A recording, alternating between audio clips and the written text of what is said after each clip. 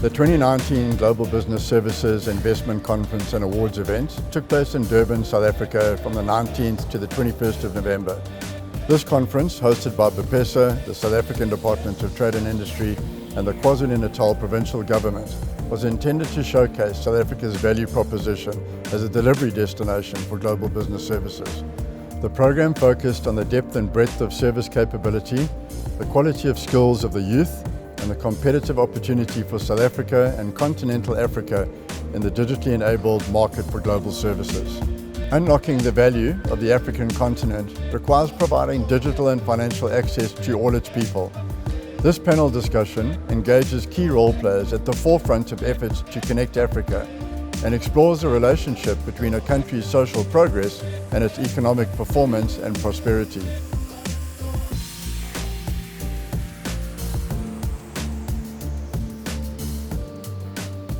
So, in order for me to introduce the Social Progress Index, I'm going to begin talking about an economic measure that we're all very familiar with, and that's GDP, Gross Domestic Product. So, whether we like it or not, for the last 85 years, GDP has been the benchmark for the success of nations. Politicians boast when GDP goes up. Trillions of dollars move around the world based on which countries are going up and which countries are going down, all measured in GDP. But as we know, there's a lot more to the success of a nation than just GDP. That's the first thing. The second point is that GDP itself, as a measure of success, is flawed, and I'm going to tell you why. Firstly, it counts the production of weapons and bombs as progress. Secondly, it completely ignores the environment. Thirdly, it cannot measure happiness and well-being. And finally, it has nothing to say about fairness and justice. So in many ways, the Social Progress Index was born out of the limitations of using GDP as the benchmark for success. So what is the Social Progress Index? I have on screen the framework of the Social Progress Index, and as you can see, there are three dimensions to this framework: basic human needs, foundations of well-being, and opportunity. And the Social Progress Index asks the real questions that matter to real people. Do I have enough food to eat? Do I have a place to live? Do I have enough clean water to drink? Do I feel safe? Do I have access to basic education, to information and communications? Do I have access to quality healthcare? Am I leaving behind an environment that future generations can actually use?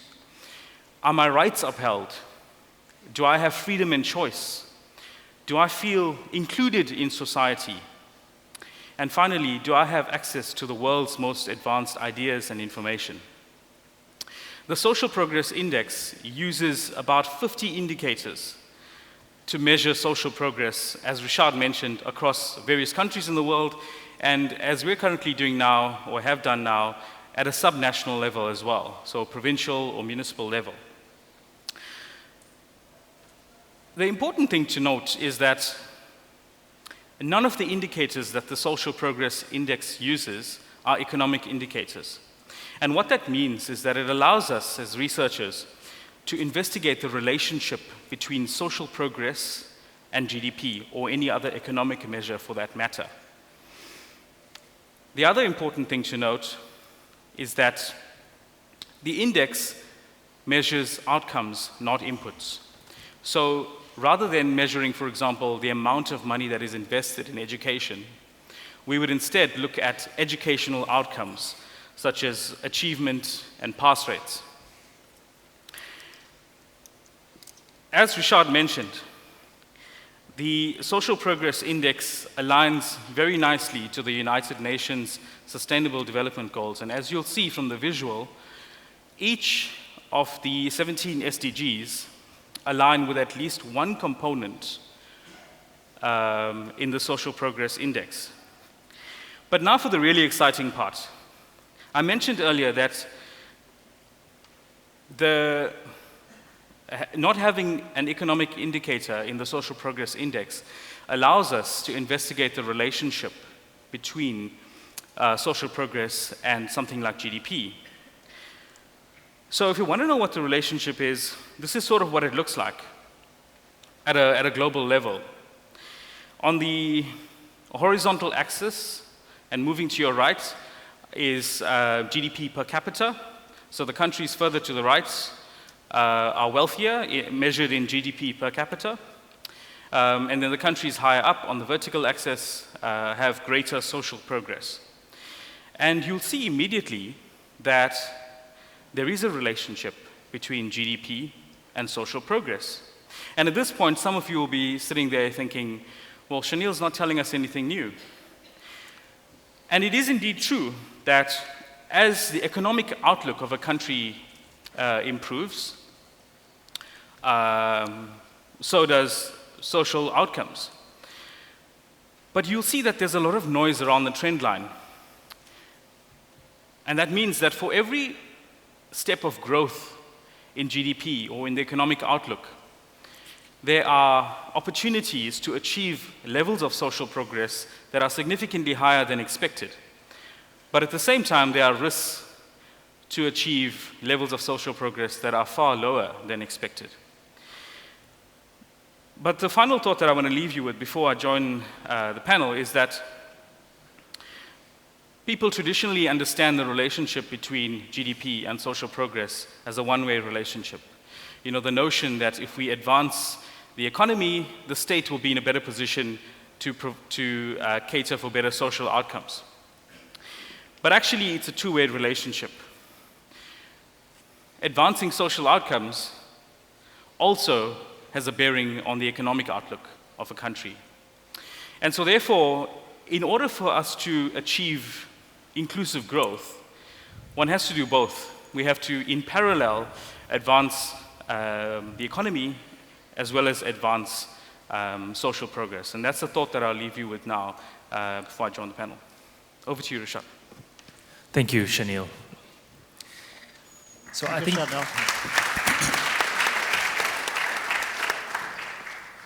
I think as we can see from that high-level overview on the Social Progress Index, it's really the tight coupling with the Sustainable Development Goals, and looking at GDP on its own is insufficient for us to really have progress in any one of the developing countries that we're all operating in.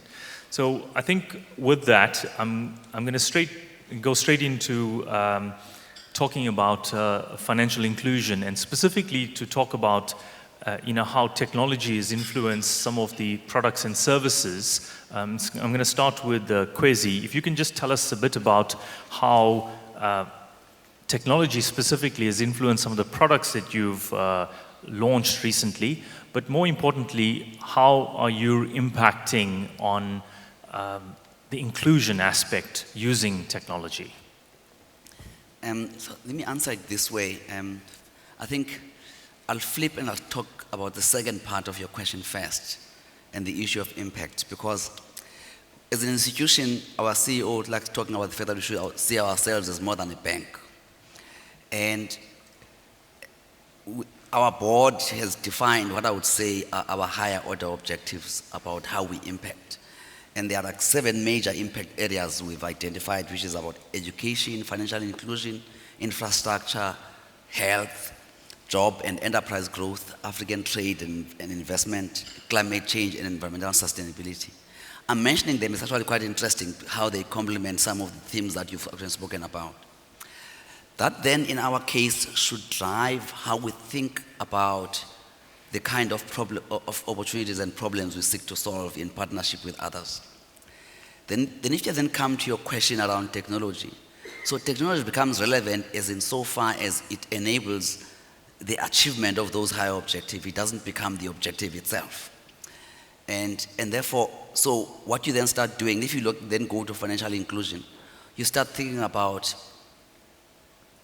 now being the institution that we have, which can deal with complex problems of the biggest corporation, to the problems of the most lowest earning person. So you think about how you go into a journey with those as partners, whether it's about they create wealth for their shareholders or they create wealth for themselves or they are earning income. So technology must respond to that, linked to those higher order objectives. So we then look at how we develop this technology for access that responds to those different types of groupings. Now, so for instance, if I just take a particular case in South Africa recently, and people would probably say the competitors maybe were eating our lunch, but actually it was more about ourselves feeling we're not doing enough.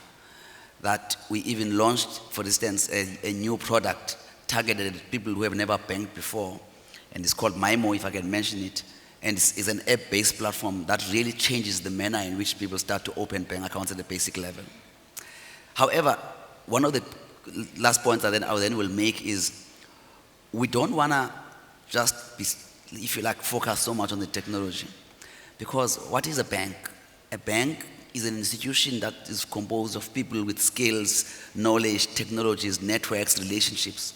And actually the big issue is about how technology can then be used to unlock how that provides further value to those who are partners, whether it's big corporates or just a single individual.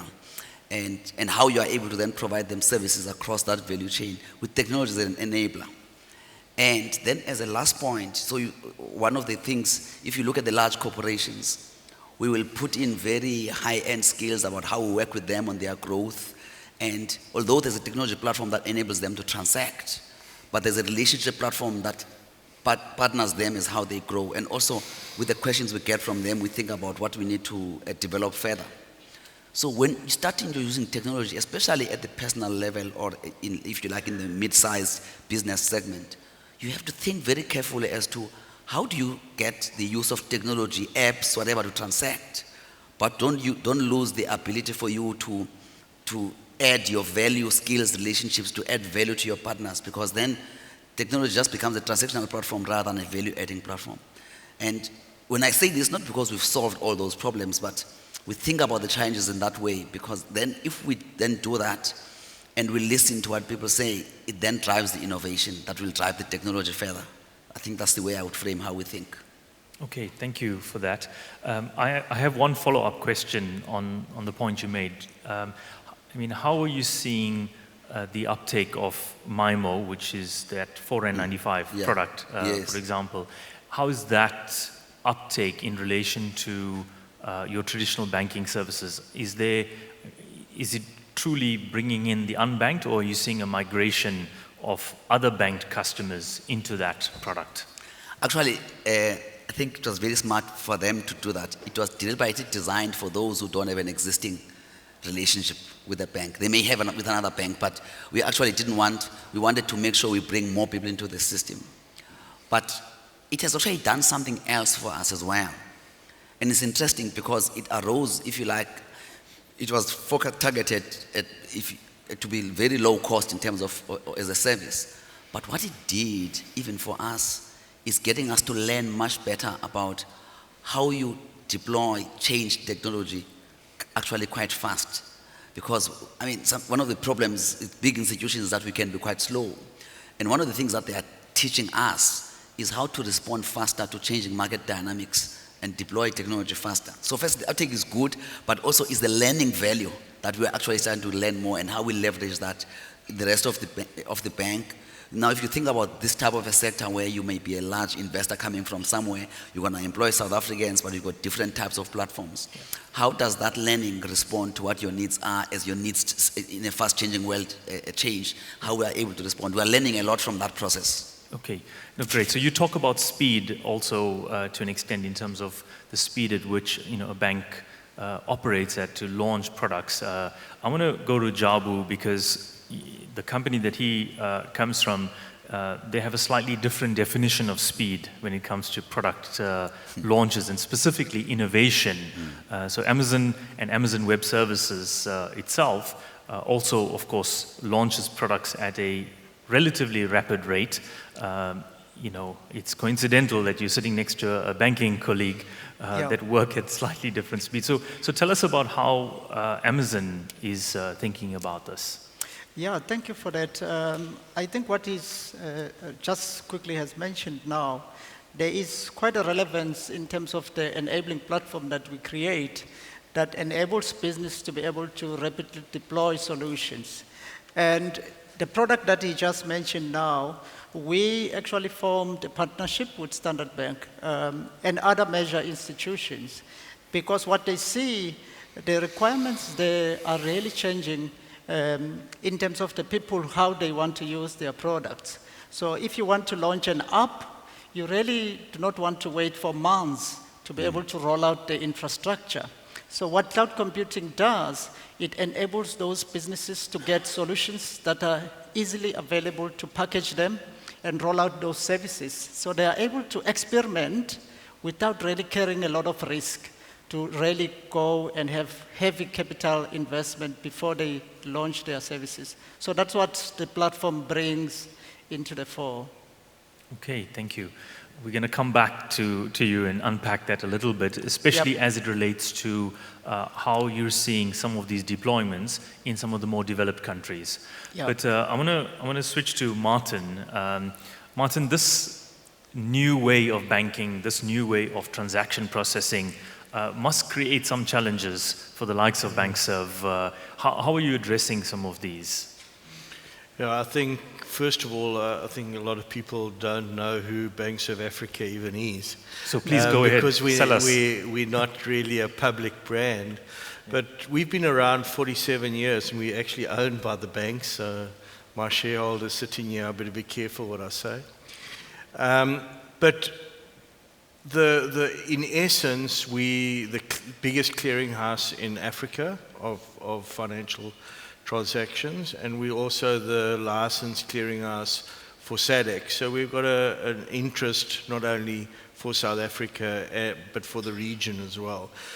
I think what is important with the way we innovate, you were talking about leapfrogging earlier in terms of telecoms, and you'll know from your own company with putting down fiber, if infrastructure isn't there, you're unable to often innovate and do that leapfrogging. So payments is no different.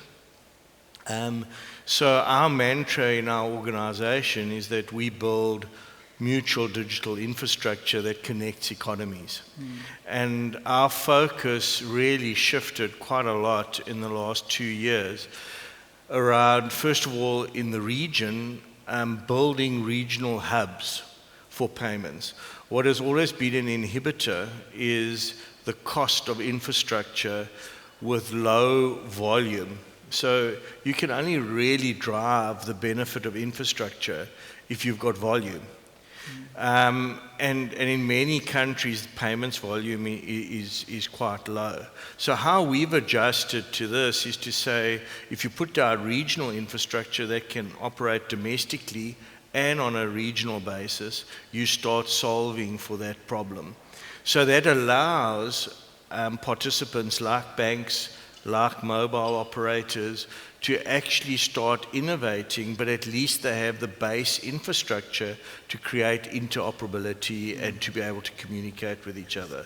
So what happens with great stories like you mentioned, Kenya as well, all those solutions eventually reach a ceiling because they're closed loop. And the idea is to create infrastructure that opens it up, that you have an interoperability, first of all, within a country, between institutions, but then across border as well. And there's great interest in this. I mean, we've soft launched a cross-border, low-value service at the moment in conjunction with the Gates Foundation and SADC Banking Association. And we already have 54 payment solutions that are lined up to connect to this. So you can see there is a demand. So I think how we're reacting is investment into that infrastructure and making sure that it's real time. Nothing these days operates unless it's instant. And I think those are the two biggest shifts in our world. Okay, Thank you, Martin. So Shaneel, I think switching back to you, can you help us to understand, specifically in the Social Progress Index, where does banking/unbanked fit in to that index, and also maybe talk to us a little bit about the different tiers in the index and how it relates to banking. So how do we move up in this index, as an example, as South Africa, and how does other African countries move up in this index? Yeah. So, okay, I seem to have lost control of the slides there, but it doesn't matter. You'll remember from the framework that I presented just now, there are two components that are actually quite relevant. I mean, the entire framework is relevant to this discussion, but there are two components that are particularly relevant, and the one is inclusiveness. Do people feel included in society? What's part of that are things like financial inclusion and other ways in which we understand inclusion, whether that be access to a cell phone or access to a smartphone. So inclusiveness. And that I think is one way in which that's quite that it links and that it's quite relevant. The other is the other component is access to information and communications, and part of that is of course access to the internet or access to maybe a smartphone that gives you then access to the internet, and it kind of links back to the idea of what gets measured gets managed. So, as South Africa and, for the other African countries, if we're not measuring inclusiveness, if we're not measuring access to information and communications, then the question is, are we really managing that? And are we really doing what we can to ensure that people are not left behind as we advance forward in development? So to answer your question in part, I think that as a start, South Africa and the other African countries need to pay closer attention to the elements or components similar to what the index shows, and to kind of understand, where that country or in South Africa in particular stands, and then from there we can build. Part of that, technology is not removed from the index or from the discussion, because enabling inclusiveness and enabling access to information and communications has a lot to do with technological infrastructure, has a lot to do with data costs and so on. Okay, so South Africa is ranked 73 on this Social Progress Index. I mean, if we were to do three things significantly differently going forward, what would those be to change that ranking? So actually, on the opportunity dimension, which is the one that sits on the far right, if you remember the framework, we actually don't do too badly. And that's not to say that we shouldn't focus on that. But where I think the focus really should be for South Africa in particular is the basic human needs dimension. Let's face it, there are people in the country that don't have access to some basic services that they actually should have access to. And then of course the foundations of well-being component, which includes, or a dimension rather, which includes components such as access to quality basic education, access to information and communications. I mean, you think back to the data price or data costs in South Africa and how that excludes certain sections of the population. Access to quality healthcare. We all know about the private healthcare versus public healthcare issue that continues in South Africa, and that's something that's important and relevant. And then, of course, matters relating to the environment. So, in essence, I think, Reshaad, to answer your question, I think that it's the first two dimensions of the framework, Social Progress Index framework. The third dimension, which is the opportunity dimension, we actually don't do too badly on. Okay, thank you. So I think going back to Jabu on that earlier question on specifically as it relates to some of the more developed countries, let's call them the tier 1s in the Social Progress Index, which are the likes of Norway, Denmark, Switzerland, United States of America. How are you seeing innovation and progress, and specifically as it relates to financial services and inclusion in those countries? And the role that Amazon's actually playing, right? Because it's not about what's happening in that market, it's what is that role that you're playing to change that up? I think that's an important question. I would state quite a few initiatives that we are running as Amazon. But maybe before I take you through those initiatives, having been in the country actually for more than 13 or 14 years, there is a bit of a history that Amazon Web Services is actually deep-rooted here in South Africa. The one specific service that actually was started, or you can call it that started Amazon Web Services, which is on the compute family, which is called EC2. It was born in Cape Town. And that team has grown into thousands today. So what does that tell us is we really do have skills in the country, the requisite skills. So we didn't really take that into a different country, but we managed to really build that service here in South Africa. So on the question on what we're doing as Amazon, so you might have heard after the presidential summit, we have announced that we will do an equity equivalent investment program that has been signed in collaboration with the DTI.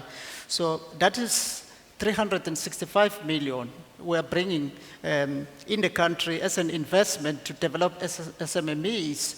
But we're not just going to be only developing SMMEs. We also do have programs, for instance, like Educate, where we partner with universities to ensure that we build the skills pipeline for skills of the future, such as your artificial intelligence or machine learning. So we believe that South Africa needs to build that pipeline so that we can start building solutions that can be actually solve the real world problems that we see, and solutions that we can export to the world as well. So just to give you an example, companies such as Uber, companies such as Netflix, those are the companies that were born in the cloud. So today, those are global companies, and they came through those initiatives that I'm talking about now. So we believe that we are doing some significant investment in the country. We have announced also that we're going to be having a region, a hyperscale data center in South Africa.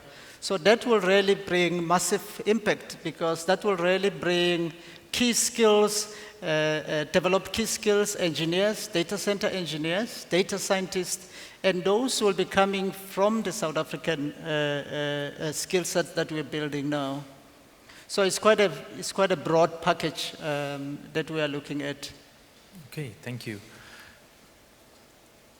Kwezi, Sub-Saharan Africa is also an area that Standard Bank plays quite an active role. And the latest data shows us that the amount of people using mobile banking, for example, and mobile money specifically, has increased at quite a tremendous rate. And in some countries, it outranks traditional banking by quite a large factor.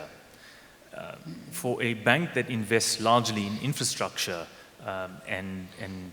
with its branch network and ATM network and trying to deliver traditional banking services, except for the MIMO that was launched 5 minutes ago, what are the other aspects of mobile money that you're seeing an impact across Sub-Saharan Africa specifically?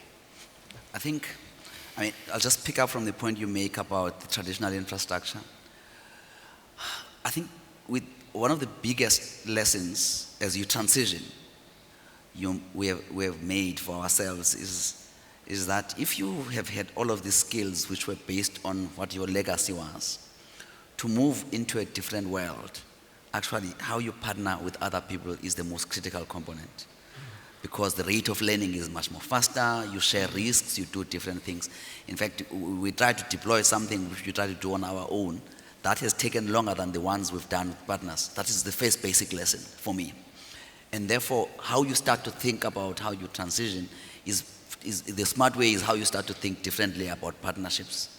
And those partnerships then means that you will not necessarily always deploy the service and the money the same way you earned in the past. But also, if you think about the jurisdictions you are in, regulators also still worry about the nature of financial transactions that take place. So you may change the form of the platform, but there are certain core basic things you need to have in that. And I think the best lesson I can give is how Facebook's, I think it's called, was it Lycra or something? Their new crypto platform, which has battled to rise up because of the manner in which it may not have integrated itself to how the regulators want to make sure you manage other things that are linked to financial services, whether it may be money laundering and things like that. Therefore, the banks, in my view, still remain to have a role because they provide a certain base that regulators can rely on, and also a certain infrastructure that is useful. But the key thing is how they then partner with others for the deployment of those. Either you provide a service to that partner or they become layered onto your own platform. And I think those are the type of things that you're going to start to see. And then mobile money is more in that's the way we see it in that context. And if I can say, just observing, just for us and other players in the market as well, is the idea that you may end up being tied to one provider to provide you this service, and how that relates to how other partners now see you. Do you just go, because you here, I'm just going to mention, is it Liquid Telecom that's going to be my partner for this mobile service? What happens if in other areas they may not have the strength? And what happens in areas where other people have got the capability? And you start to see those questions start to rise up. And then the last one as well is, it may not always be seen. I mean, if you look at our apps, we have got a payment platform through people pay for utilities. But the truth is the back-end engine behind that is not the banking platform. It's technology providers who are linked to utility providers, and then they provide money on our platform. Yeah. And it's a very clear case that a mobile money solution is just an example of how you combine different platforms to how you deploy solutions based on different strengths. That is what we see happening. And just as a last point is, if you look at the pace, at the rate at which transactions can be done, you look at in countries where you may not have enough broadband capability, or it becomes very, very expensive, you find that those solutions will not be deployed as efficiently for us as a bank as well. But I think fundamentally we are rethinking about how we look at our infrastructure in terms of new growth areas and how we partner people for mobile money. Okay, great, good answer on that one. So Martin, Khwezi spoke about platform. Right, and platform availability and platform capability. Now, as Liquid Telecom, we know platform really well. That's one of the things that we do across the African continent. And, you know, about a year ago, we announced this platform, which is actually a network that we're building from Cape Town to Cairo, which is now live, that basically connects over 660 cities and towns along that path. And a week ago, we announced a route that goes from East Africa coastline to the West Africa coastline. And that again that investment is there primarily because we want to build a platform capability for communication services.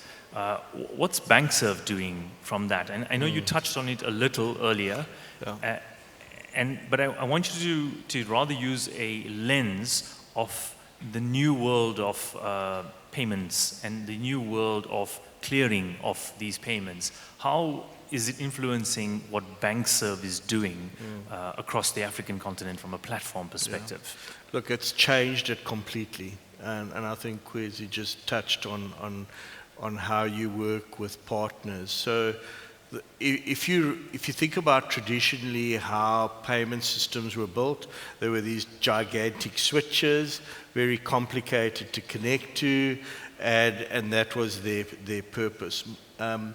The modern day payment platforms are actually just like you described. There's a base infrastructure layer that kind of has your rules, interprets your messaging, all that type of thing. And then guys are creating a layer that is open, with open APIs for fintechs, for banks to easily connect to, and to create what is now getting commonly known as overlay services on the payment systems. So we're no different. In South Africa, we've been working with the industry over almost 18 months with designs, and we are actually ready to go to market with RFPs in the new year. And we'll be building exactly that in South Africa, but we've also partnered with Vocalink, part of MasterCard, for the regional hubs across the continent, again using that similar technology that's very open. You know, in Europe, open banking and what that has meant for them. I'm not sure how long it'll take on our continent before the regulator gets into that as well. But I think we can preempt that. We can start opening up those payment platforms that people can play. So the idea that a payment platform or an organization like BankservAfrica is only there for the banks, I think is past. I think the organizations like this have to cater for the fintechs, the startups, the mobile operators, the money transfers in each country. You've got to be open for that. So it's really changed the entire infrastructure design of payment platforms. Thanks, Martin. So if we could, I'll just start with you, Shaneel. If we want to leave the audience with one of the key takeaways as it relates to the Social Progress Index, and we of course have large businesses here, we have many industry stakeholders here, and we want to be able to move the needle on that. What would that one key takeaway you'd like to leave this audience with today? So like I said, advancing inclusive growth for us means paying attention to advancing the economy, but at the same time also consciously driving better social outcomes. And IQ Business is a medium-sized private organization. The Social Progress Index that we saw, the chart with the countries, is produced by the non-profit organization that is based in Washington called the Social Progress Imperative. And they do that for all of the countries that they have access to data for. But for the last 5 years, various countries around the world have seen the need to do the index at a subnational level. So at a provincial level or municipal level and so on. And actually throughout South America, North America, Europe, and parts of Asia, this has been done over the years. And actually until this year, no subnational social progress index was done on the continent of Africa. And so IQ Business stood up as a purpose-driven organization and decided, well, we need to drive this. So we've done the first subnational index. It's a provincial index for South Africa, so it looks at the social progress for the 9 provinces. And that information and that report is freely available to the public. I have a few copies with me, so if you bump into me later today and you're lucky enough, you'll get a copy. But it's freely available on iqbusiness.net/SPI.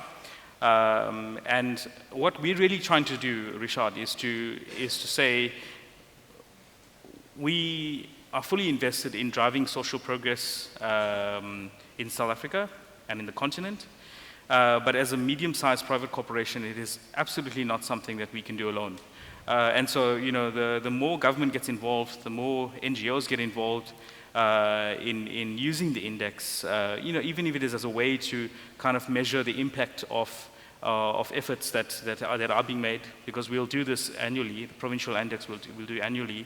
Or if it is for NGOs, for instance, to identify where efforts should be channeled. In the past it might have been through education, but now you want to maybe channel it to healthcare because that's more relevant for the Eastern Cape, or whatever the case might be. We're really just encouraging everyone to use the index. and for us to collectively advance social progress. Okay, thank you. Jabu, key takeaways? I think for me, especially to the investors who are out there, I would like to say we have quite a fertile ground in South Africa for investment.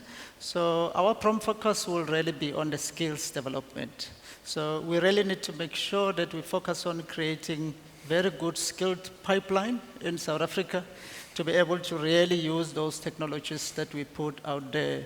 From the enablement point of view, we will be bringing those investment in the country with the region that we're going to be building that is coming live by the first half of 2020. But we really have to focus on the skill set and build those skills up. Thank you. Khwezi? I think just two main points for me. I mean, I've mentioned financial inclusion as one of the key impact areas that as a higher order objective we have. But it's amazing how that drives processes of innovation, solutioning, and partnering. And I think the big message is that for us, the journey we're on is more about how we partner, how we learn from others, how we innovate, and how we collaborate both internally, because then that helps us deal with a complexity outside that you could not easily manage on your own. And I think that's the one message I would leave behind is about the fact that we see ourselves as being on a learning and partnering journey, because that defines what the outcomes that we're going to get. Okay, thank you. And Martin? Look, I think my takeaway is potential. I think if you look at, I travel a lot across the continent, and I think something that I'm always left with is how much is still out there and what we can still achieve. So for me, there's this optimism of what we can still do on this continent, where maybe some other areas of the world, it's not there. For us, we've still got a journey to go, and it's an exciting journey. Okay, so thank you to all our panelists for your insights this morning, and really, really appreciated your participation. So a round of applause for our panelists. Thank you. Thank you.